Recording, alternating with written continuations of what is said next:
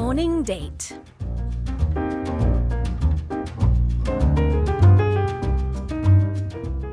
It's time for another edition of Morning Date, and joining us in the studio this morning are the founders of OBRA Architects in New York City. They were invited to exhibit at the National Museum of Modern and Contemporary Art in Seoul. And their piece is the eye-catching Perpetual Spring. 영원한 봄은 기후변화의 사회적 영향에 화두를 던지는 공공 건축 작품인데요. 이 건축물은 내년 4월까지 전시 공개되고요. 국립현대미술관 50주년 기념 미술관 장터 등 다양한 공간으로 활용될 예정입니다. Welcome to the studio, Mr. Pablo Castro and Ms. Jennifer Lee. Could you say hello to our listeners? Hello. Thanks for having us. It's wonderful to have you in the studio. So let's start off with brief introductions. Maybe you could tell our listeners a little bit about yourselves. Let's start off with you, Pablo. Yes, of course. Thank you for inviting us. First of all, it's great to be here. We are architects operating mostly out of New York City, although we have led a somewhat nomadic practice for quite a while. And we have been, besides New York, active in other places, mostly in Asia, Right. China and Korea. Right before coming to Seoul, where had you been? New York. New York, Yes, okay. yes. So this time around. And we also work a little bit in Europe and a little bit in Latin America.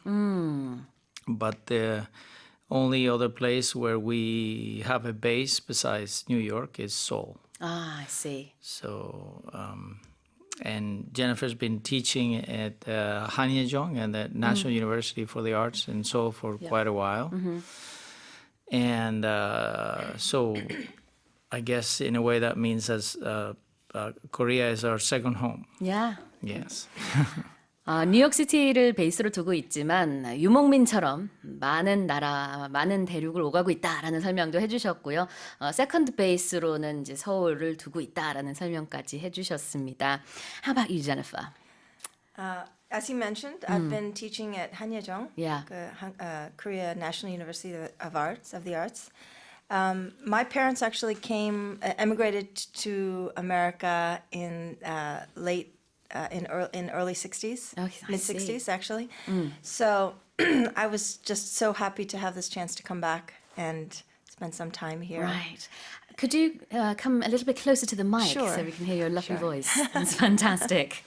60년대에 이제 부모님이 미국으로 이민을 가시면서 제니퍼 리 씨는 이제 미국에서 쭉 사셨지만 지금은 한국에서 또 한예종에서 그 수업을 또 맡고 계시고요. How many years has it been since you started teaching at 한예종? Well, we first came here because of China, right? That was 2008. That was 2008. And then we started working here in Korea in 2011 or 12, I think Okay. it was. Wow. So you're coming close to a decade, not quite, but almost since you started teaching. It's been a little while. Yes. Yeah, wow. Lots of graduates, I must imagine, from your school there. Well, let's look at the exhibition in question, Architecture and Heritage, Unearthing Future. 덕수궁 서울 야외 프로젝트인 기억된 미래, that's the title of it. Could you tell us a bit more about it? Yes, well, we are very happy and honored to be part of this exhibition. The exhibition is actually a group show, including 4 other architects, Right. and their works are installed at the Toksugun Palace, Yeah. while our work is installed in the Seoul branch of the MMCA Museum. Right. And the objective of the exhibition is to celebrate both the beginning of the independence movement 100 years ago, from to try to free Korea from foreign occupation, Sure. and also the anniversary of the death of the last emperor, who seemed to have had an interest for issues regarding the city and urbanism in general, and he introduced interesting reforms that we live with today in the city of Seoul. So the exhibition as planned by the MMCA and the curator in charge who invited us, Yi Ji-hei, has this kind of dual interest, both in the city through the historical initiatives of the emperor and a kind of sort of political dimension that have to do with the beginning of a kind of movement of independence. So this was one of the things that was most appealing to us. The fact that implicitly the exhibition acknowledged that issues of infrastructure of the city or urban organization and so on are not only technical issues, but they're sort of preeminently social issues, and the having the exhibition be about popular emancipation and freedom and be about the city as a physical phenomenon is kind of wonderful and I'm sorry to say somewhat rare. So we were very happy to accept the invitation to participate. 네. 이번에 총 이제 5 건축가 팀들이 참여를 하는데요. 그 중에 한 팀으로 이제 OBRA Architects가 참여를 하는 이 프로젝트는 이제 우리말로 덕수궁 서울 야외 프로젝트 기억된 미래입니다. 역사적인 의미, 정치적인 의미, 그다음에는 어떤 환경적인 의미, 도시적인 의미 여러 가지가 다 합쳐졌다는 점에서 굉장히 매력을 느꼈다. 이런 설명을 지금 해주셨어요.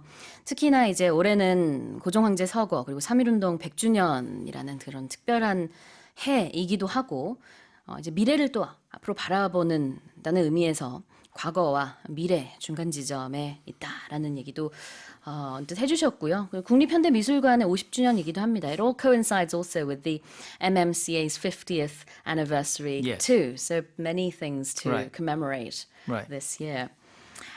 Could you tell us about your involvement, Jennifer, and how this all came about? Was, you know, once the invitation was given to you, was it just okay, we'll be there, or how did these things happen? No, well, of course, the curator introduced the idea to us.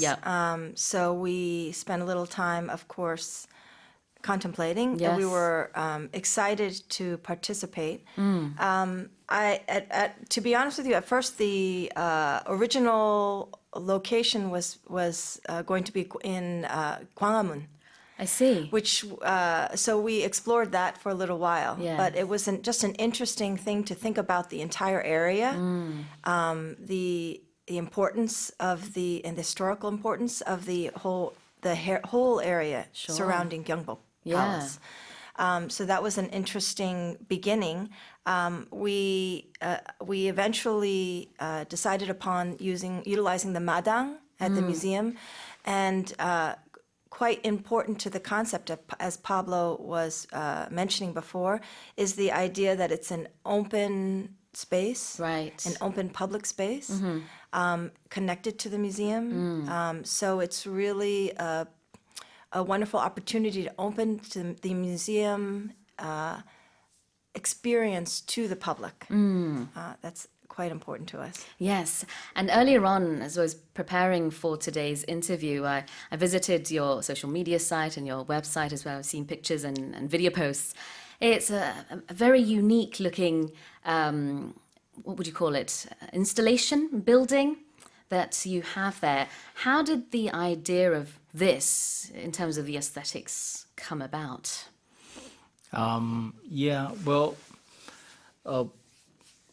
It's an interesting issue to discuss the aesthetics because we tried to avoid a direct confrontation with that issue. So I see. We tried to postpone, if you like, the issue of contemplating what this thing should look like. And our objective was to,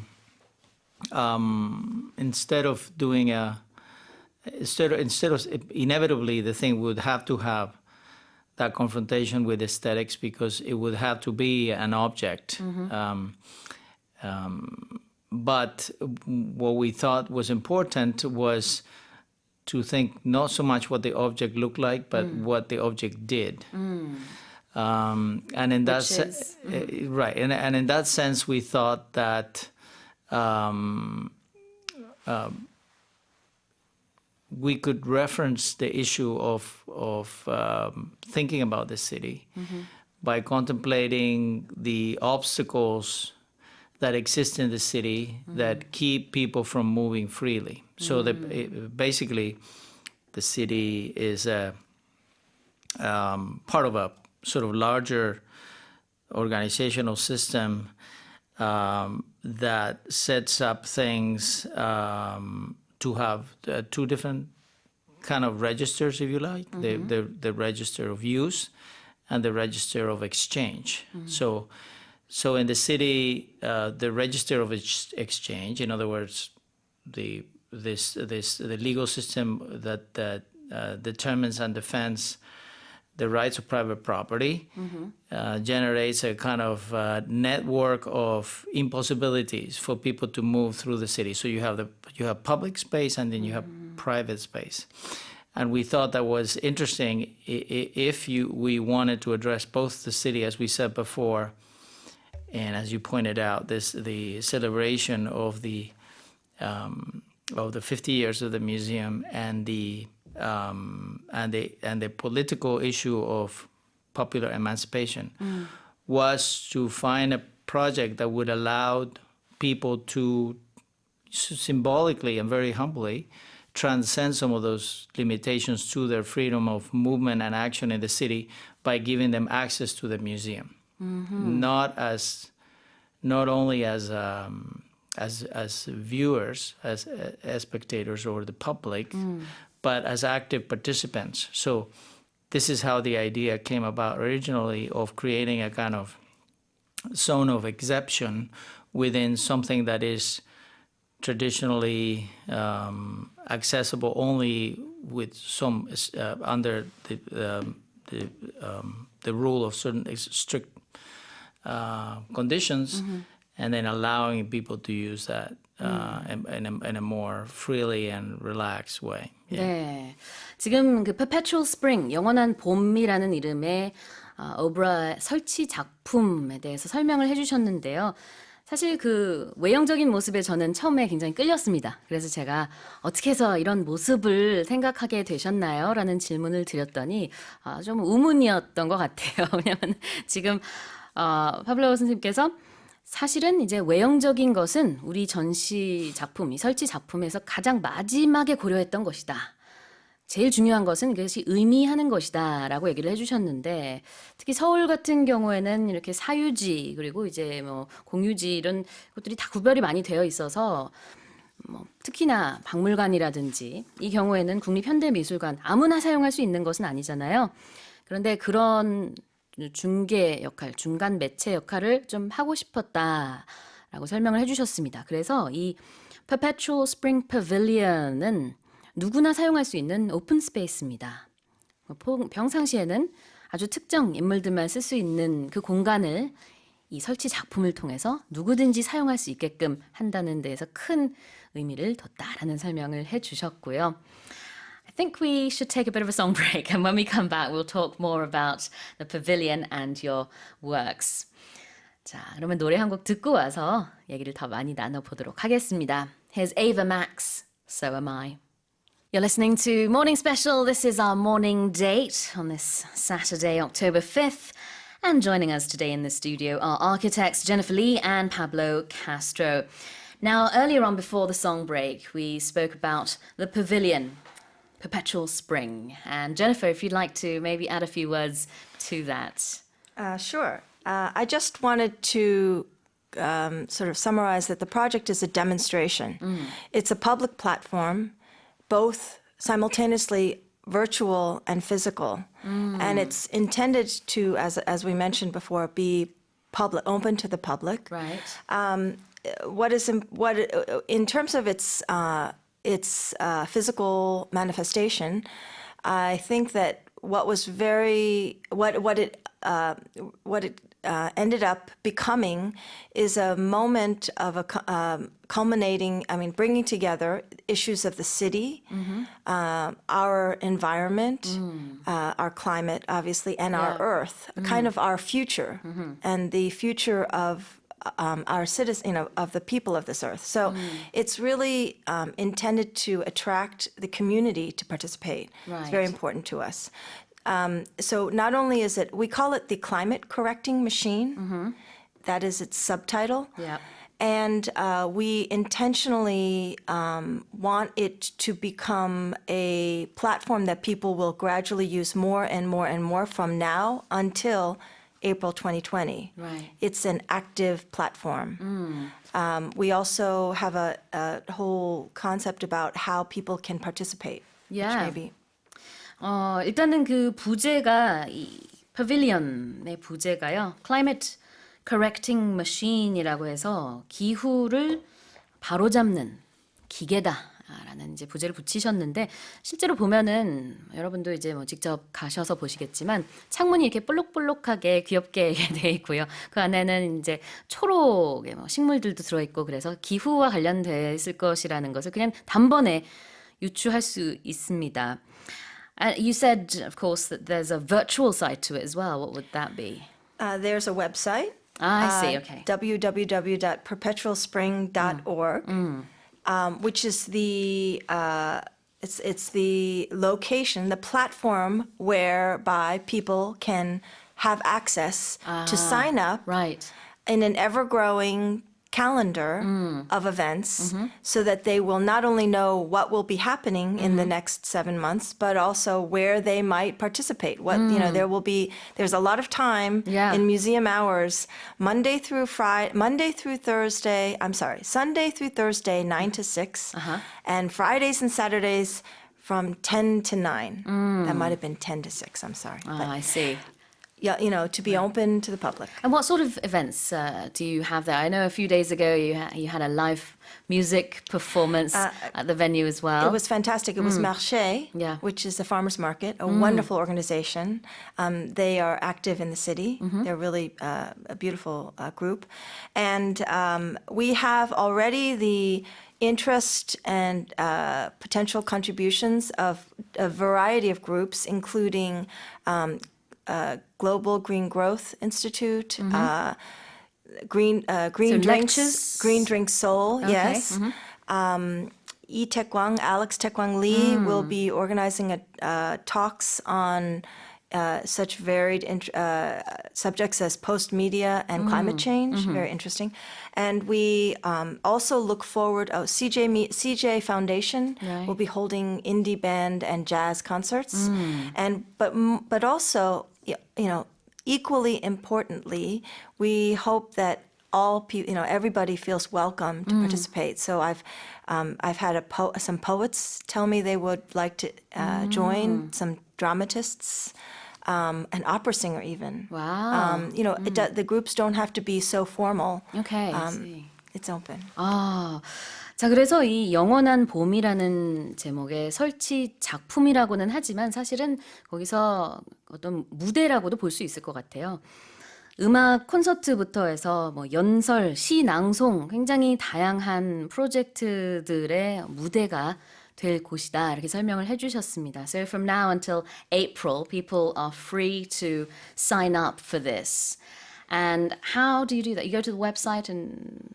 There's a form. There's a very simple form with all it requires is some contact information and a brief description of what the event would be. Yeah. And the only requirement is that we have that information 3 weeks ahead of time of the intended event, so it could be sort of organized and planned with the other sort of museum, or productions and so on. 네, 뭐 공연이라든지 연설, 뭐 강연 등등을 하고 싶은 날짜보다 최소 이제 3주 이상의 시간 차를 좀 두고요. 미리 신청만 하면 된다고 합니다. I would like to emphasize, though, that I think the intent of this platform is that we have it is parallel with our mission of bringing people together to talk about our future and to have dialogue about these issues of the city, of our climate, of our earth, you know, of our environment and our earth. And so obviously we encourage people to have some similar at least goals to bring people together and have this dialogue. 물론 이제 뭐 어떤 주제든지 간에 뭐 신청을 하시면은 된다라고 얘기를 하셨지만 가능하면은 이제 대주제인 미래 또 환경 과 좀 관련이 있는 그런 것이면 더 좋겠다라는 얘기를 해주셨습니다. 그래서 누구든지 뭐 신분이든 그런 것과 전혀 상관없이 무대에 서서 자신의 얘기를 하고 또 음악을 공연하고 그렇게 할 수 있도록 장을 마련했다라는 얘기를 해주셨습니다. Now, I'm also curious about how the two of you got together. How did you cross paths? There are two incompatible versions of that. Okay. Jennifer's and mine. But I'll give you the innocuous version. Yeah. Because the other one will be somewhat He likes to say that I followed him around everywhere. True. But we did work together in two different architects' offices in New York many years ago, and the architectural community in New York isn't that large, and although New York is a big city, architects tend to meet and run into each other in specific places. Right. And one of those places was the Perimeter Bookstore, which Jennifer was an attendant at. So she was very young. She knew all the architects because she sold them books. This was one of the very few specialized architectural books in New York. There were two. Yeah. And this was the only one that was in downtown. I see. So Jennifer knew everybody, and everybody knew Jennifer. And this was the beginning of her kind of architectural career in a way. Yeah. 그래요. Yeah. 두 분이 어떻게 이렇게 만나서 콜라보레이트를 하시게 되셨느냐라는 질문에 대해서는 두 가지 버전의 대답이 있다라고 설명을 해주셨어요. 그냥 평소에는 제니퍼 씨가 이제 파블로 씨를 쫓아다녀서 만났다라고 농담으로 얘기를 한다고 하시지만 이제 사실상 두 분이서 각각 뉴욕에서 일을 하시면서 건축 관련된 이 커뮤니티가 뉴욕에서는 꽤 작다고 합니다. 그래서 이제 뵙게 됐고 서로의 뭐 비전도 비슷하고 그렇게 해서 같이 일을 하게 됐다라는 설명을 주셨습니다. I think I quite like your version of the story. I don't know if you agree to it. Well, we worked both at two very renowned architects, Richard Meyer and Stephen Hull, and he was actually my boss at one of them because he was a senior designer, senior architect. But we like to joke that, well, I like to joke that I'm now his boss. Right. I'm not sure about that. Well, equal bosses now. 예전에 이제 처음 만났을 때는 제니퍼 씨가 약간 부하 직원의 느낌이 있었다라면은 이제는 거의 상사 합격이다. 지금 얘기를 해주셨고요. So, what was your first big project together? Our first success together, I would say, was a competition that we won, but was never built. I think this was 2004, probably. Freedom Park? Yes, Freedom Park in South Africa. 2003. 2003, I'm sorry. It was a museum dedicated to the celebration of the fight against apartheid. And it was a International Union of Architects sponsored competition, Right. which we seem to have been one of the three finalists. I think it was five. 3 or 5 finalists. And then on the second round, which we seem to have won, the project unraveled and then never got built because there were sort of different political, backdoor. Yeah. As it oftentimes happens everywhere in South Africa. But that was our first, that was the first moment in which we thought, well, maybe we can do something, maybe other people feel the same way as we feel about certain things, and sort of maybe we can find a way of making this work, Yeah. And so that was the first. What sort of structure were you working on back then? It was an exciting moment because it was a museum and a memorial, a celebration to freedom. I see. And democracy, obviously, in South Africa. Yeah, so for us, it was really conjoined with some of his ideals. He's from Argentina. And it was a sort of, for us, very important to bring together the conceptual with the physical. It was quite a complex Atapa Park. But then I guess the second moment would be that we won MoMA PS1's Young Architect program in New York City.